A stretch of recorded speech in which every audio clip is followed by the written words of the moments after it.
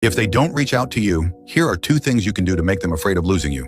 I've said this before. Once you notice someone starting to avoid you on purpose or acting cold and indifferent, you need to keep yourself in check. Don't rush in and demand answers, because the moment you think about confronting them, it means your emotions are already in control. Even the assumptions you have about their coldness are probably stuck in the mindset of, do they love me or not? But here's the thing, people are very practical. When someone acts distant or aloof, or seems to be weighing the pros and cons, it has little to do with whether they love you or not.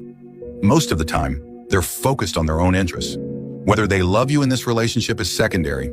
To put it simply, even if they still love you, if they feel like their needs aren't being met, or they think they're putting in more than they're getting, they'll leave. So if you're only thinking about love versus not love, you could end up making some irrational decisions, like constantly questioning them, blaming them, or even writing them a long letter pouring out your feelings.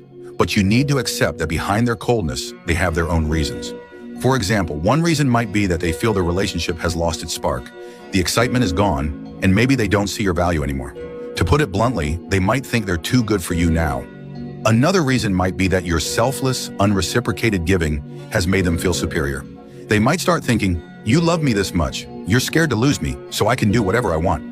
Once you understand these reasons, here's what you need to do. 1. Keep your cool.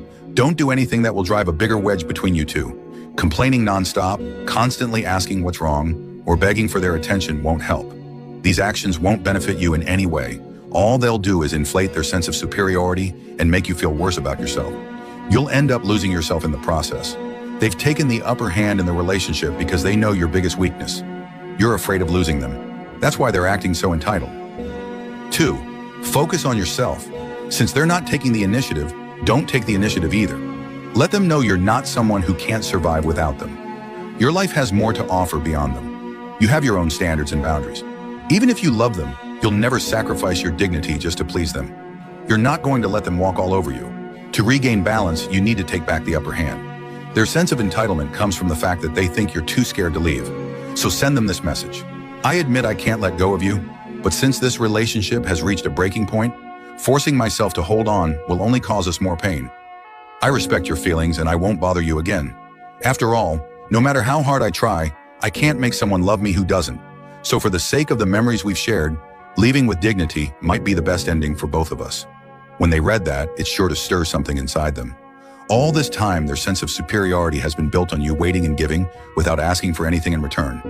Now that you're ready to walk away, they'll panic. You have to understand, that's human nature. People often don't value what they have until they lose it. Master this, and you'll naturally take back control.